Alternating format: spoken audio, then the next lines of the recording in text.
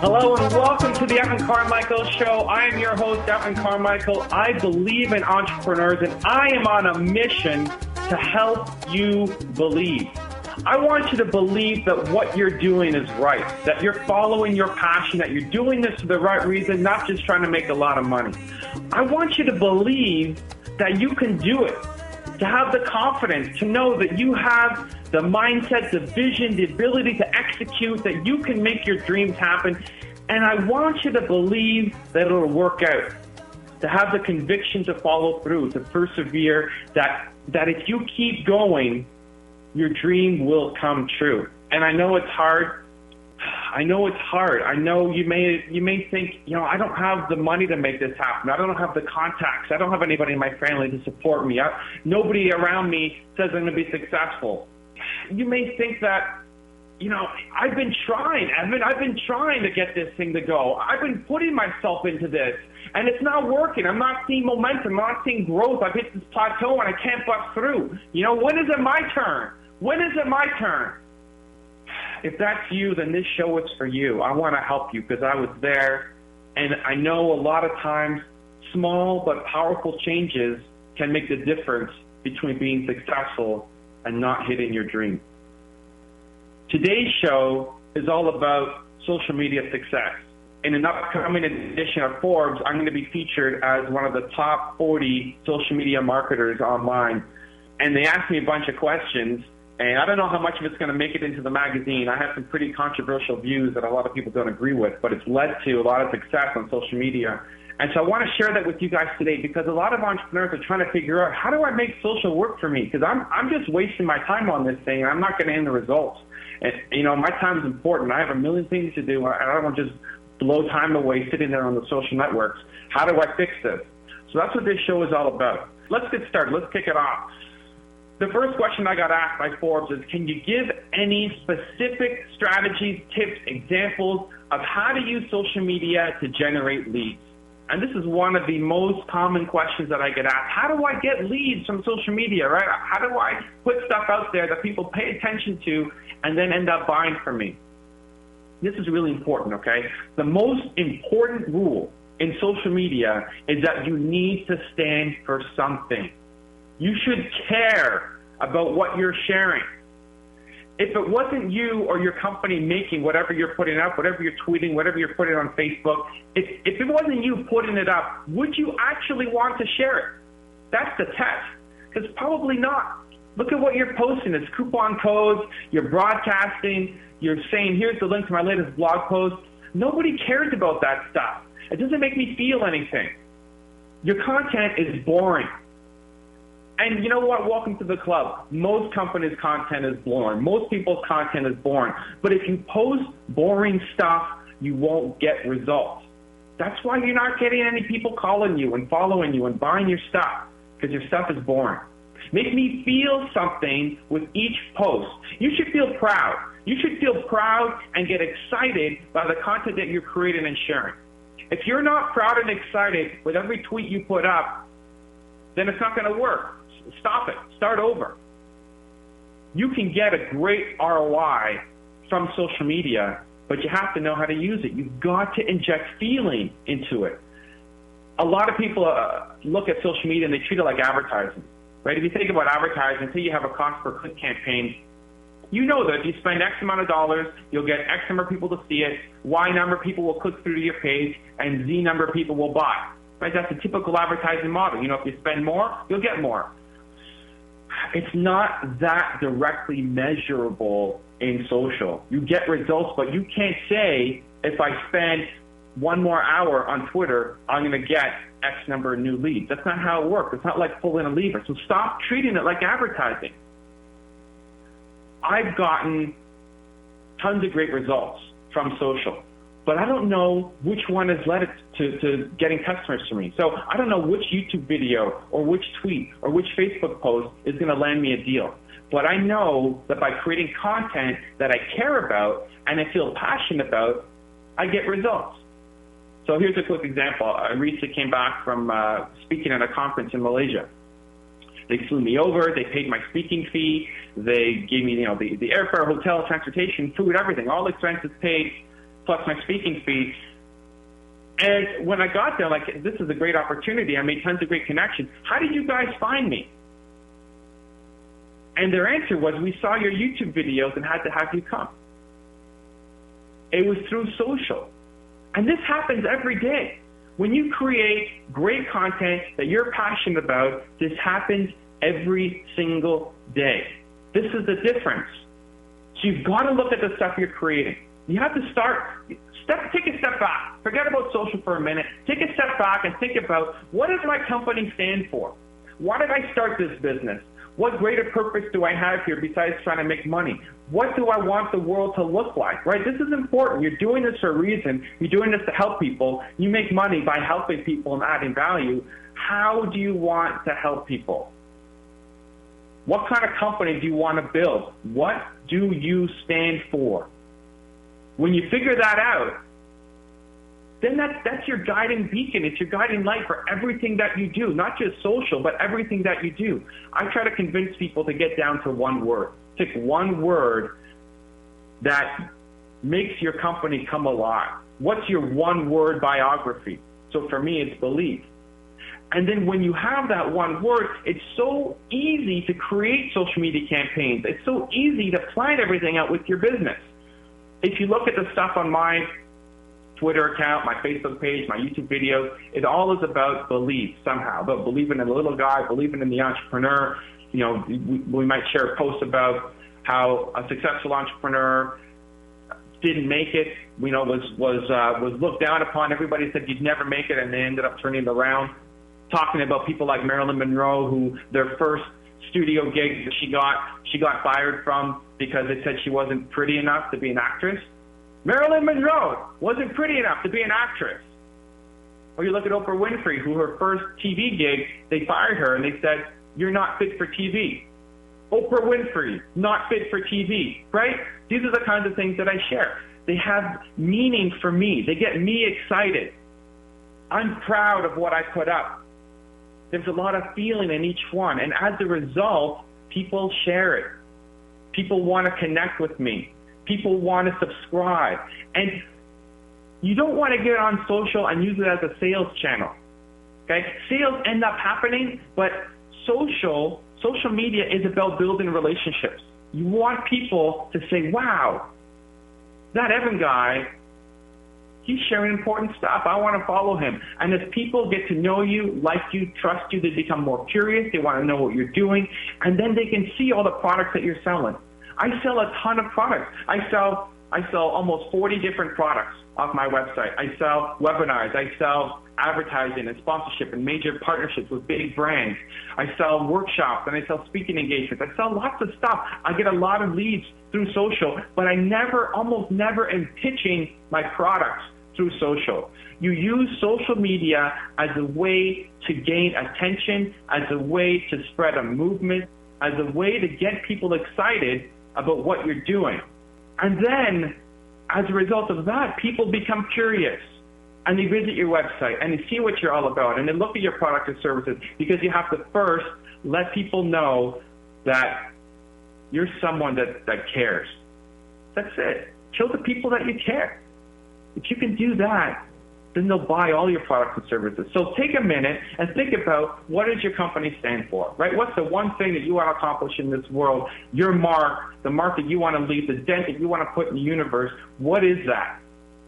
What's the one word? And then start applying that to your social media campaigns.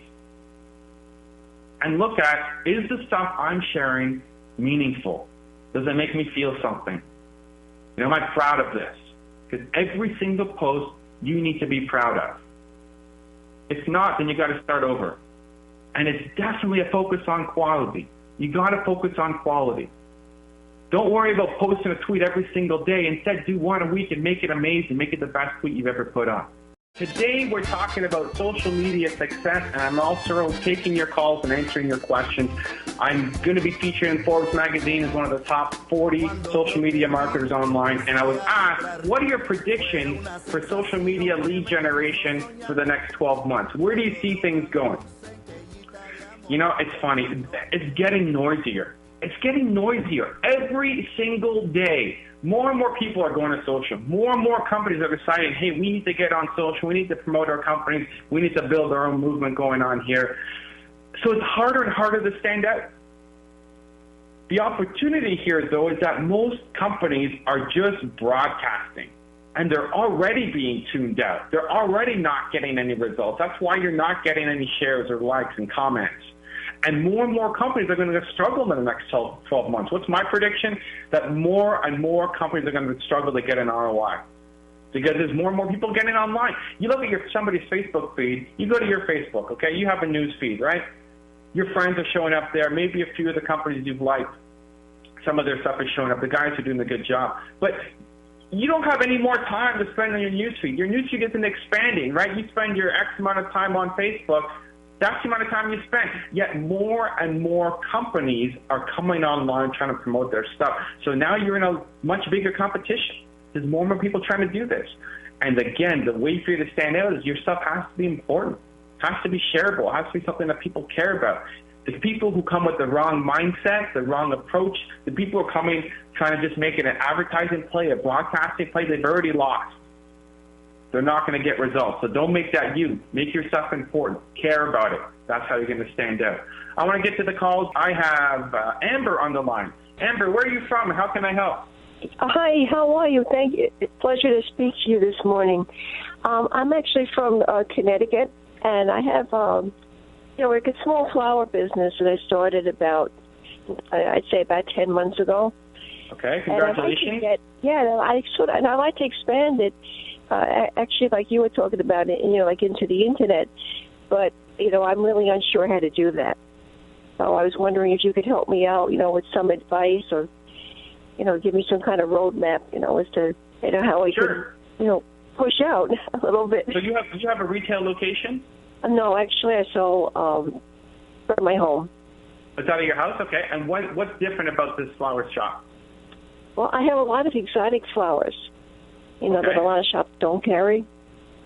So my variety is, I would say is a standout variety. Okay. They tend to be a little upper end. Why are people buying your flowers? Well, because they want something different. Like not the run-of-the-mill. They're buying them, like for special occasions, for parties, things like that. And how are people finding you right now? Mostly a word of mouth, and also through some local advertising that I do. Okay. And like in the TV, blog. Do people come to your house to see the flowers, or you go to them and show them pictures? How does the process work? Well, actually, I work either way. Sometimes I'll go out, with a few, samples made up. Or sometimes they'll come to me, but more, I go out to them, as a service. Yeah, I wonder if that can be your value add, that you help consult with them and show them samples and work with them to come up with a plan. No, but if I want to put that, online, how do I do that? Well, you know what I'm saying? What's your goal of going online, right? If you're targeting corporate parties, big events, then it's a different model than trying to sell to the husband who just wants to buy some flowers for his wife. Mm-hmm. So who's your target market? Who do you want to go after? Well, I like to go after bigger markets. So like what I was doing was taking pictures of some of the things that, let's say, I go out with. And, instead of going out so much, maybe putting them on a website. It's great to have an online presence to be a source for you. I'm assuming you don't have any, technology experience yourself, but do you have people in your family or anybody you can think of who can help you with this? I do. Or, I was thinking I could even budget some money and hire somebody, just on a temporary basis, to get it going. So what I would do is think about, you want to get it right as much as you can the first time, right? You don't want to keep having to spend money to hire somebody over and over and over and over again. So I try to think about what is the unique value that you bring and who is this website catered to. So your unique value is going to be that you're different, that you have exotic flowers, and that you, have this extra service where you work with them to create their events, so a fantastic event. that's great. And if your market's going to be corporate parties, then you have a framework to start a website around. Because if you keep changing it, then you're going to have to go back and spend another $1,000, another $1,000 to update it each time to add all these new things. So it makes sense. So figure that out, right? You want to figure that out, and you've already kind of got it going. So just to add a little more clarity to it, when you're adding a new website, one of my favorite platforms is called WordPress. I don't know if you've heard of it or not, but it's fairly... What is it again? It's called WordPress. So I would recommend you find somebody who can help you with WordPress. You can even go, check this out, go into Google and type in WordPress templates. And there's a bunch of them that are free and a bunch of them that are paid, but there are some that are around flower shops as well. So you don't have to spend as much work designing and updating it. And the great thing about WordPress is once it's installed, you need to have somebody help you install it. But once it's installed, you can do all the editing and updating yourself. It's like using a Word document. If you can use Word, you can use WordPress. Oh, okay. Hey, that sounds good. So it's not too complicated. Super easy. So that would be my process that I recommend for you. You start with figuring out, what's your unique value that you bring, who is your target market, and design content to serve them and take great pictures and show your samples and bouquets of everything that you do to support those clients. And then go out and find somebody just to install WordPress for you. You can do a search for the templates, see what you like, say install this, and then the updates you can do for the most part yourself, adding new content, adding new pictures. You can do that all yourself without having to get any help. Oh, okay. That sounds great. All right. Good luck, Amber. All right. Happy 1 year almost. Thank you very much. All right. And for everybody listening, get online. It's an important way to show what you're doing. Right? People like to see a website as a way to look at, it's a little bit of validity. Some people have a aversion to dealing with somebody who's just out of their home, and a website can make you look a lot more professional. I'm continuing on with my advice for entrepreneurs on their social media campaigns, and I got asked from Forbes magazine, from an employer's perspective, what are the advantages of hiring marketers with a lot of clout? What are the risks? So if you guys don't know what clout is K-L-O-U-T. You can go to clout.com, K-L-O-U-T.com, and what they do basically is track everybody on social media. It tracks their score. So it gives everybody a score. So I'm a Clout 70. That's pretty high. If you're just getting started on social media, you'll be, in the low teens, low 20s, and everywhere in between, depending on how successful you are. So the question that was asked in my Forbes is, should I hire somebody for marketing based on their clout? And first of all, I love that we're talking about hiring people to manage a social media campaign. Because too many entrepreneurs, they look at, how do I outsource this? Who can I do to do some quick social media stuff for me? You can't outsource this. You got to do it yourself or have somebody on your team do it for you. But you can't outsource this to another company. For social to work, the person doing it has to have the soul, right? Your campaigns need to have soul. They need to have feeling. And that comes from someone inside your company. Now, clout is one metric to look at. If you're hiring somebody to do marketing and social campaigns, you can look at their clout score. It has flaws. A lot of people will hate on clouts. But you know what? If you see somebody who has a clout 70 going up against a clout 15, you can safely assume that that clout 70 person knows a lot more about what they're doing online than the clout 15. The difference between a clout 70 and a clout 65, not that big, okay? That may not be the deciding factor for you. But again, if you think about bringing somebody onto your team, you got to back this up and think about, is the person going to be a good cultural fit for me? Right? Back to number one, what do you stand for as a company? What is your company's soul? Because you can't bring on somebody who may be great at what they do. And this isn't just social media. You're looking at bringing on a programmer. You're looking at bringing on anybody in marketing, a salesperson. You're looking at bringing anybody in your team. They got to get what you do because the skills aren't enough. You can always train skills. You can't train values. Nike can't bring on a marketing manager who doesn't love athletics. Even if their clout score is off the chart, even if it's the greatest marketer of all time, if that person doesn't love athletics, then you can't go work at Nike. That's how it is. So you got to figure out, what does your company stand for? There's a buddy of mine named Louis. He runs a company called Last Minute Training. And his company is all about giving training to people. You want to buy Excel training, Word training, whatever it is, you can go to lastminutetraining.com and you can check it out and you can get a great training course. His word is delighted. He likes people to feel delighted when they come to his website, when they deal with his company, when they call in to his agent. He's not just selling training, he's selling an experience, and this is a word that means something to him. He wants people to always feel delighted, and no matter what company he brings us to, he's always going to feel that he wants his customers to feel delighted. And so if he's bringing on somebody to work for him, and he's going through this process right now, he's hiring a salesperson, he's hiring a marketing person, that person has to believe in making the customers feel delighted. Because no matter how great a job they do on sales and convincing people to buy and making connections, if they don't delight the customer, then he's not going to fit in at his company.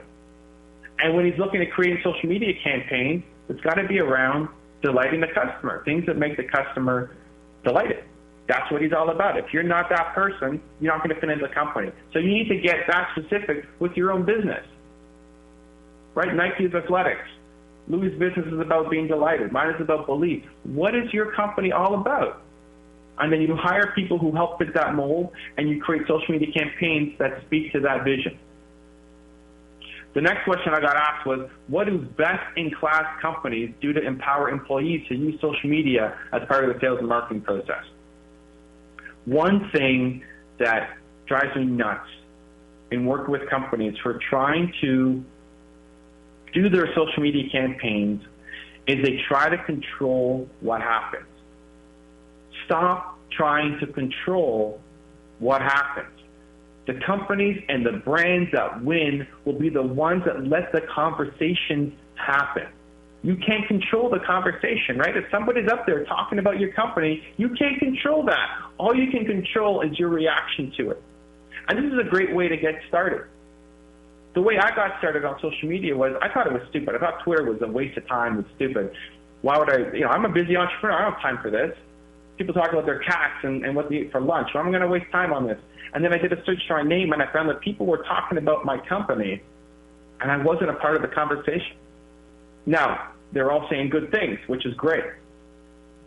But you need to at least be a part of the conversation. That's how I justified it to myself to get online, to get on Twitter, to start interacting with people, because people were there talking about me. But you can't control that conversation. So what do great companies do? They hire great people who love the mission. Right? Again, what do you stand for? Who eat, sleep, and breathe what you do. Then you give them training and the tools they need to succeed, and you turn them loose. Let them come up with creative ideas. Right? If you're thinking about bringing somebody on, and maybe this is just an intern. You don't have to have a full-time employee doing this. Get an intern to help you with this, who loves your company, right? Who loves everything that you stand for. You want to use social media as part of your sales and marketing process? Stop blasting out the coupon codes and promotional offers. Stop just sharing your blog posts because they're boring and nobody cares about it. Are you actually seeing any results from those things? No, nobody gets results from that. Instead, focus on the customers. If you're trying to think, how do I use, Evan, give me some practical tips, okay? How do I use social media as a way to connect with people, to care about them, to show them that I really, mean business? Follow them on Twitter, right? Look at your customers. Follow your best customers on Twitter. Somebody comes into your store, they have a company, look their company up, follow them on Twitter. Engage with them. Congratulate them. You're not selling stuff. You're just trying to stay top of mind. You're just trying to be a friendly face. If they have a YouTube video, comment on it. Congratulate them. If they post something on LinkedIn, they post a victory, they post an update. Say, well done. Care about them. That's all you have to do is care about them.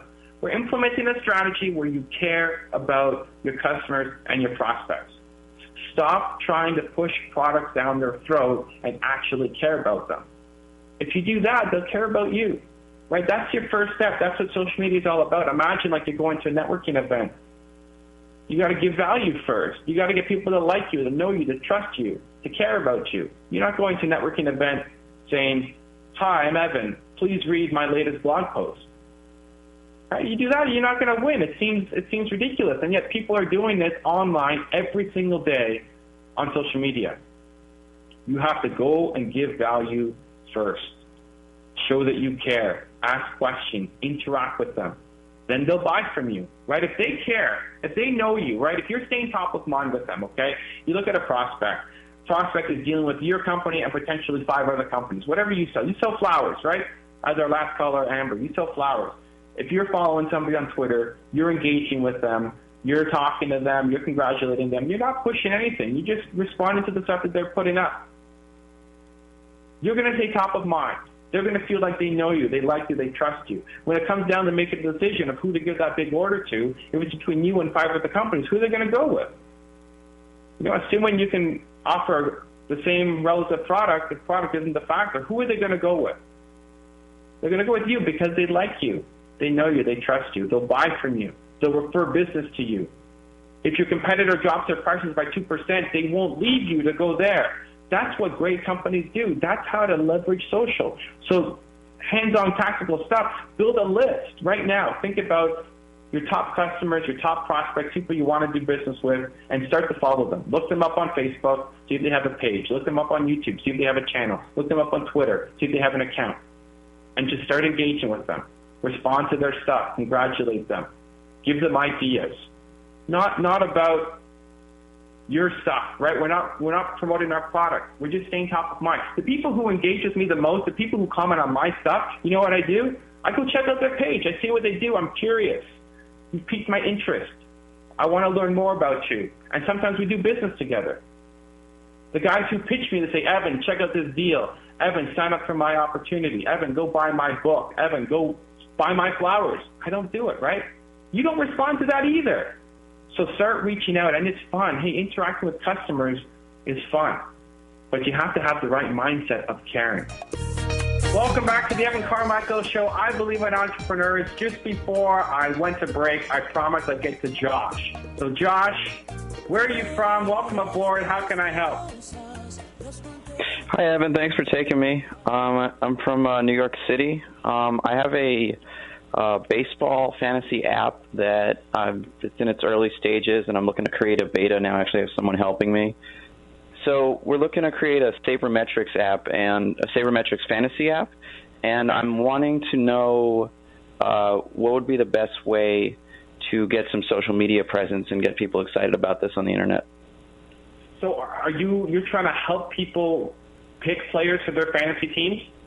It would be like an alternative to fantasy baseball based off of the sabermetrics system. What is the app going to do? Is it going to help me pick players, or are you going to create your own fantasy league that I could sign up for?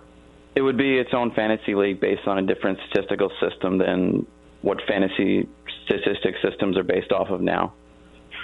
Got it. Okay. Cool. Is that a big problem? So people who do fantasy baseball, they feel like the metrics that are being used right now are they're not good? I think there is a subculture of people who are more into baseball, and there's like subgenres of baseball fantasy leagues that people would take interest in this. And so now you're thinking, how do you get this thing out? Like, how do you get the word spread about it? Exactly.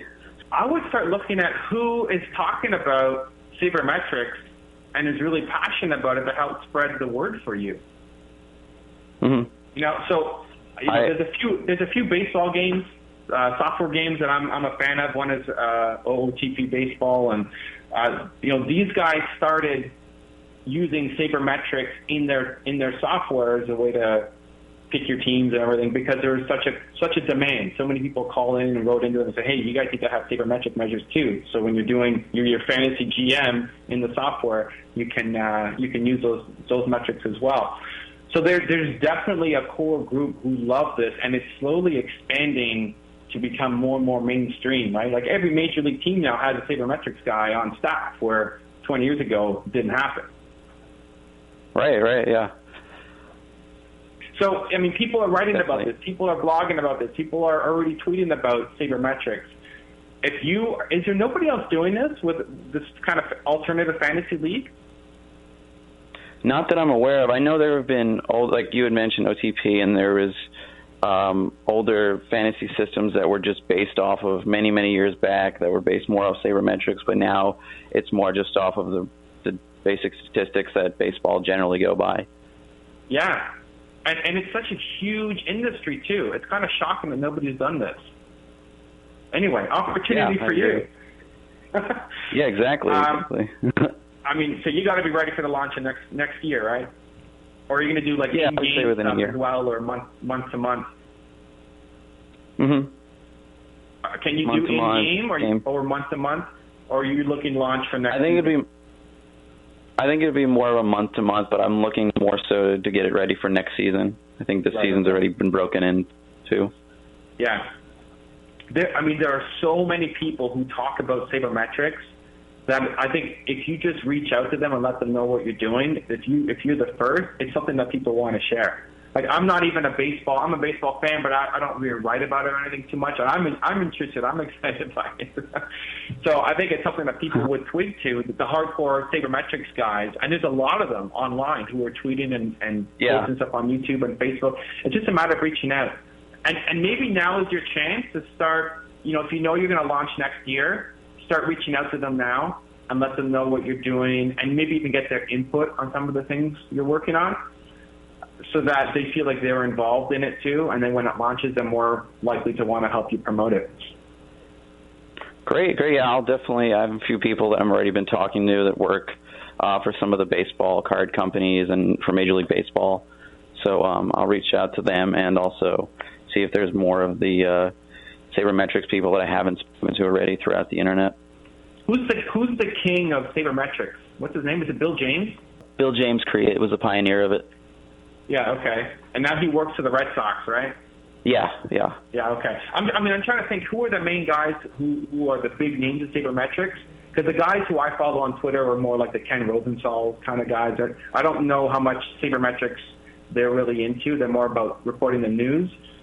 But the guys, how about the guys at, is it Fangraphs? Fangraphs. Mm-hmm.